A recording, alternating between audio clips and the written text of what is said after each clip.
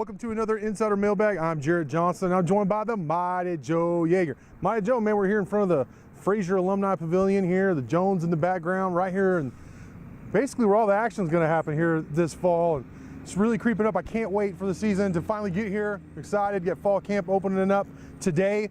Mighty Joe, man, how you doing though? Doing good, man. Thanks to this nice little shade tree behind us here. So yeah, all's well. You picked out a good spot for this week's edition of the Mailbag. Mailbag. Finding shade trees and things like that. You know, that's my job. It shows intelligence there, Dr. Yeager. I like it. All right, we have a good round of questions from y'all. We're going to start with one from Technosaurus Rex, who wants to know who is the biggest playmaker on the team. He's not necessarily looking for someone in the skill position, and who has the best feel.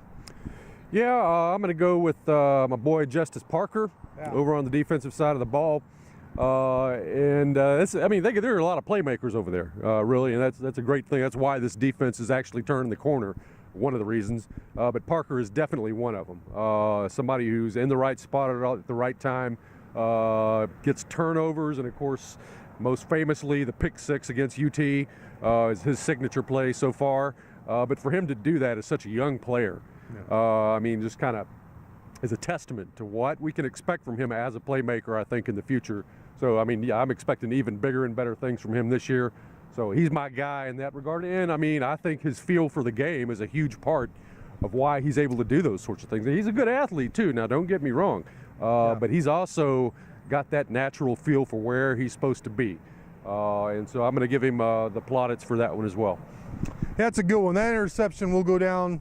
The interception in Austin will go down in, Texas Tech lore. It'll be there in all the highlights moving forward. Like Zach's interception against A&M and Crabtree's touchdown catch against UT back in 2008. Mine, I'm going to stay on the defensive side. Surprise, surprise. I got to go with Dakota Allen, and I'm going to do kind of a kind of cop out, and Jarret Johnson.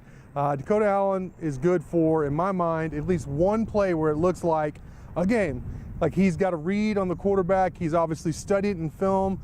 And he has a shot at interception. The Houston game is a perfect example where I believe it was the first possession of the game. He set Tech up inside the red zone off an interception. And he always seems to be in the right place, which is kind of important if you want to be a big-time playmaker on defense. Jay-Sean's the same way. I know that last year he didn't come up with like a whole lot of turnovers, though he did come up with a turnover on the very first defensive play, very first snap of the season, which obviously set the tone. And he's made some huge plays in his career. You look back at the Arkansas in Fayetteville in 2015, where he stood up Alex Collins. I was there on the sideline, saw him do it, and just ripped the ball out of that big running back's hands, and effectively in the game. One of the biggest wins of the Kingsbury era. And then you got to think about 2016 in Lawrence, where you're facing a potentially embarrassing and devastating loss there to Kansas. They have the ball with a chance to take the lead late, and he comes up with a pick six to end the game. So Jay-Sean's always seems to be there for huge plays, which makes him one of the top playmakers on the team. August to August wants to know whose contribution will be most crucial if the offensive line is able to take the next step forward. Yeah, I think the sort of general consensus or conventional wisdom would be whoever takes over at left guard. Yeah. But I'm going to go ahead and do something a little bit different and say right tackle Terrence Steele. Because, he's a solid player as it is right now. There's no doubt about it.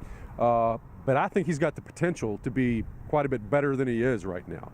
Wow. Particularly in pass protection, where I think he could stand some improvement there. If he takes that next step up, you're looking at him and Jack Anderson on the right side of the ball. Yeah. And suddenly you got a nice rock wall over there.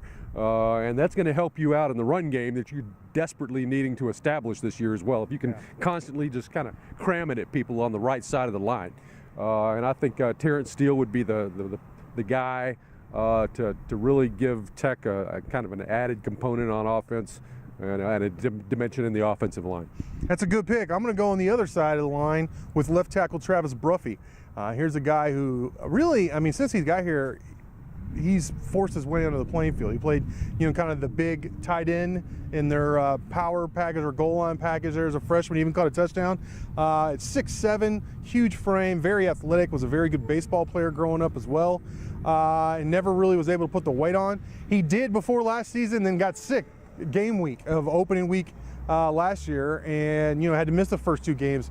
Dropped down, really never got above 270, 275. He said.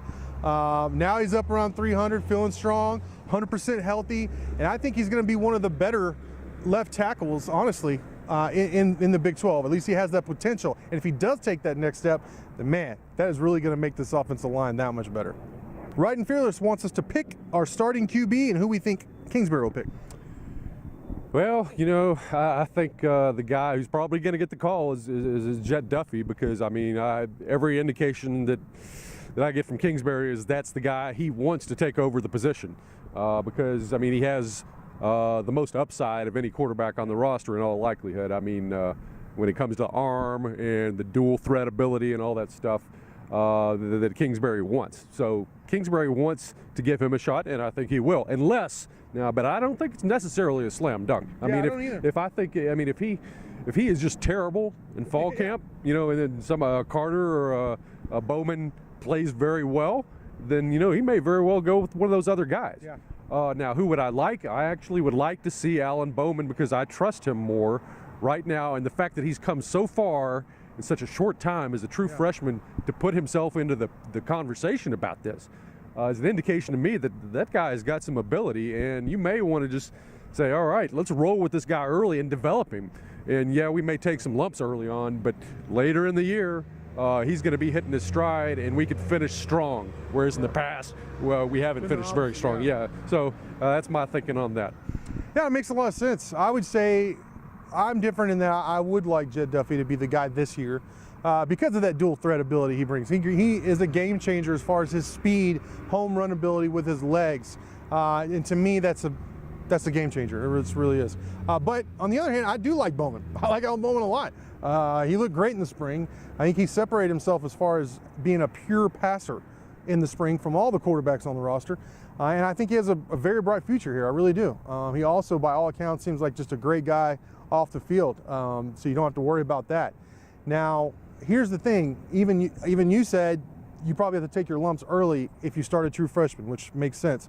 I don't know if this coaching staff can afford that. I mean, I'm not even making a joke. I'm just being honest. Like, if they're looking at it, they may not be able to afford to drop a game here or there and keep this then keep this thing going. So, because their schedule's pretty tough late. You know what I mean? OU and UT and all them late in the season. So, you just have to see how that goes. But for me, I think he's going to pick Duffy. I'm not, like you said, not a slam dunk, and that's who I would pick as well. 2411 21st asks, do we think David Gibbs would be a good head coach? Yeah, that's a great question. It really is. I like what I see from David Gibbs, to be perfectly honest, in a lot of ways. I think what I like most about him is I think he's a very honest guy. A lot of coaches will hit you with that coach speak and, PC and so forth and so on. But, I mean, Gibbs will tell it like it is. I mean, if things aren't going well, he's going to let you know. He's not going to sugarcoat things. And I think that sort of honesty and being a straight shooter can benefit you with your players and assistant coaches and everybody. Everybody likes that, So he's got that going for him. I think he's obviously a very good defensive coordinator. He's proved it in a lot of different places in what he's doing here at Texas Tech. So the guy knows a thing or two about football. He's a veteran coach who's been around. He knows people he's got a network out there in the industry and so forth and so on. I think he really could be a good head coach, but I mean, he's at that age now where he's around 50, where if it's going to happen for him, it's got to happen pretty soon. And we don't even know if he really aspires to be a head coach. Some of these guys happy to be coordinators, and there's nothing wrong with that. So who knows? But I think he could be a pretty good head coach. I don't know this for sure, but I do think he wants to be a head coach. And I think he would be a good head coach. Like you said, Mighty Joe, I love what you said about the connections. He's a veteran coach, like you say, he's been around for a long time, so he has connections through that avenue. But also his father was a long time, famous, very well respected offensive mind in the NFL for decades. So, great network to choose from as far as picking his assistants. He's respected. His players like to play for him. It's obvious players here at Texas Tech have bought in, to his system and his coaching style. So absolutely, I think David Gibbs can make a good head coach. J. Will 2011 wants to know if we could have our pick of remaining uncommitted prospects with Tech offers for the remaining open positions in the 2019 class. Who would we pick? Well, you know, it may not be terribly realistic, but the running back out of Florida, Noah Kane, who's that would be nice. Yeah, he's like a borderline top 100 guy, and of course Tech has offered him just along with everybody else. Yeah. I have no idea if there's any interest, but I mean, I'm not satisfied with Tech's running back situation moving ahead. I mean, yeah, I know they brought a couple of true freshmen in, but Sure. still, I mean, I think they could use somebody who is a definitive bell cow at that position, somebody who could just give him the ball and say, hey, carry it for us, man. Give us 25 carries per game and bring it on home. And that guy is somebody who could definitely do that. So I would love to see it happen. Yeah, I mean, that would be amazing. That would put this class over the top for sure. For me, I'm going to go the other side of the ball. Jonathan McGill, defensive back out of Coppell. He's a 4-year starter there, 4-year all-conference player at a 6A big-time program, the Metroplex, which is, you just really don't see that very often. He's visited here. He just received his official offer earlier this week from Texas Tech, tweeted that out. His older brother is a walk-on receiver here, so there you have that family ties. I think that's a viable option for the Red Raiders. We know they're still recruiting him hard, but he does have a lot of, I mean, he has offers from like Stanford and Washington State and then some other schools here close to home, so it's going to be tough. I mean, this would be a huge victory, a huge battle. I mean, it may be more realistic than Kane, but still, it's going to be tough to win this battle. But if they could land him, it'd be huge for the Red Raiders, who are going to need a lot of defensive back, not just a lot of defensive backs, but a lot of quality defensive backs with a pretty big class graduating. All right, we're to our weekly food question. This one's from Cojones, who wants to know what our favorite flavor at Bahama Bucks is. I've got about 10 that I could go with, to be perfectly honest. Jarret is the one who introduced me to this addiction. Thank you very much, Jarret. I'm good at that, introducing people to addictions. Get people in trouble all the time, man. But I'm going to go ahead and go with old watermelon BRM. Really, really love that stuff, and that's, if I had to go with one for the rest of my life, I guess that would be it. The BRMs is how most people, how they go, man. That ice cream, the bottom and everything, you know, that's just ridiculous. And Bahama Bucks is a, well, it's not just Lubbock anymore, but it started off as a Lubbock treasure, you know. For me, in this, I got kind of plain Jane, I guess, but Jamaican punch. You know, I've tried several other different flavors, and they just don't do it. I always be like, I wish I had just gotten Jamaican punch. That is perfect.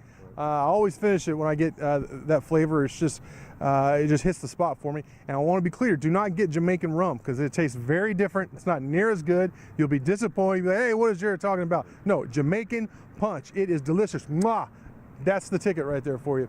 Mighty Joe. Hey, you know, I got a little something here, man. Let's make a little pact right here that if Texas Tech beats Oklahoma this year, you're going to have on air a combination Jamaican punch and pickle juice surprise. All right. Okay. All right. If they beat OU, if that's all I got to do, then yes, absolutely, I will do that. Mark it down.